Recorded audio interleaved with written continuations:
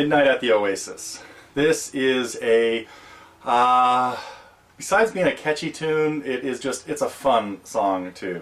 This was, of course, appeared on Maria Muldaur's first album, her eponymous album called Maria Muldaur, and written by a young guitar player who she had been collaborating with a little bit, and he was playing the acoustic guitar on the song. They also had a set of great studio musicians doing this whole thing, and playing along with her. Now Maria, in this lesson, well wait, where do I want to start with this? Let's go with a little history of the song first of all, and Maria's history. Now she was kind of the scene, part of the 60s Greenwich Village music scene, and there were a lot of different bands going out there, Jim Kweskin, and she was part of the Even Dozen Jug Band. There are some really interesting things going on in this song with the chords and with the left hand in general. So, but the first thing I want to talk about is that a lot of the chords are based on standard bar chords, either an E shape or an A shape. And they're common variations, maybe a 7th chord out of the E's. I'm playing a bar at the 2nd fret, which would make this, of course, an F sharp 7. So we're going to see 7th chords out of the E shapes in various places, and then we're going to see 7th chords out of the A shapes that would look like this. We're also going to see major 7th chords out of the A shapes that would look like this, based on our A major 7s, a chord with a G sharp in it. So we have one other main variation on the A chord family up there, and those are 9th chords. Now the typical 9th chord is played kind of from the B7 shape, where I've got my 2nd finger on B, my 1st finger on D sharp, 3rd finger on A, and then 4th finger on F sharp. Now this would be B7, but if we want to make that a 9th, we have to flatten your 3rd finger out and play all 3 top strings at the 2nd fret. Well, the left hand is complicated enough, and the right hand has its own challenges in this song, but the basic technique that's going on is a constant flow of, we're strumming at the speed of 16th notes. Every stroke would be a 16th. So the beats are going, these would be the quarter note beats, and we're going to have 4 strokes available in every measure. So we just have to pay really close attention to various strumming patterns that are broken up into 16ths. If we had a pattern of 4 16ths, that would be down, up, 1 E and If we had 2 8ths, that would be 2 downs, 1 and. If we had an 1/8 and 2 16ths, it'd be down, up, 1 E and So there's all different kinds of things. We might have a dotted quarter, where we'd hit the first down, 1 E and catch the next up.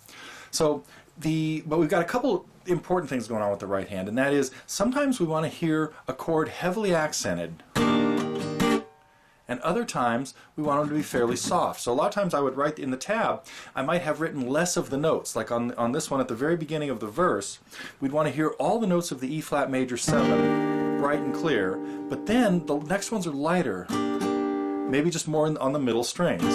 And the next ones might be bigger again because I want it to be a little bit louder. So that's one thing that's going to be happening here. Other times we might just focus the strumming on a bass note. Hit a passing bass note that happens like that, well, a single string. Another thing I want to talk about kind of preliminarily is accents, because the most important thing well, there are a ton of things that are important about getting this to sound right, but one of them, so maybe not the most, is, it might be though, is accenting getting the accents in the right places, and they usually happen on chord changes, but occasionally not. Sometimes you stay on the same chord and just have to hit it a second time. But, so, the best thing for us to do is make sure that we know that we are on top of every 8th note beat in the measure. We really have to account for it and count which ones have heavy accents on them and which ones don't. So if I was playing just an E flat major 7 chord, and to count it quarter note wise, we would be counting 1 and 2 and 3 and 4 and.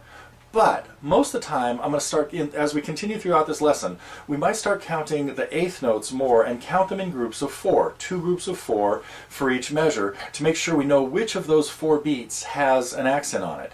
Now, if I just played E flat major 7, for one measure, 1, 2, 3, 4, 1, 2, 3, 4. I counted to 4 twice for one measure, one set of 4 quarter notes, and then went to A flat 7.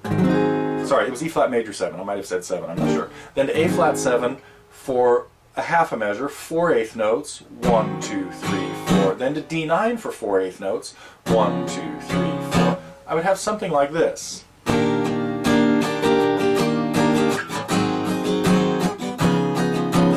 1, 2, 3, 4, 1, 2, 3, 4, 1, 2, 3, 4, 1, 2, 3, 4. And if I only do downs in there, 1, 2, 3, 4, 1, 2, 3, 4, 1, 2, 3, 4, 1, 2, 3, 4.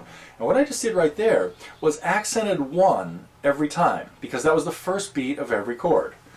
1, 2, 3, 4, 1, 2, 3, 4, 1, 2, 3, 4, 1, 2, 3, 4. Well, if what we talked about in the last segment is starting to sink in, you probably can get through the chorus by yourself. But I'm going to walk through it anyway, just in case, just for fun, because I should be able to do this. And what we have here is it changes keys. It moves into the key of E from kind of the key of E flat. Again, there's so much going on with this song, I'm not going to go into a whole harmonic analysis of it right now. But so we get to our E chord, and we've got that same quick accent on the 4/8 note going to the F sharp 6th. And the similar one from the A to the B chord, both of which have wrong bass notes.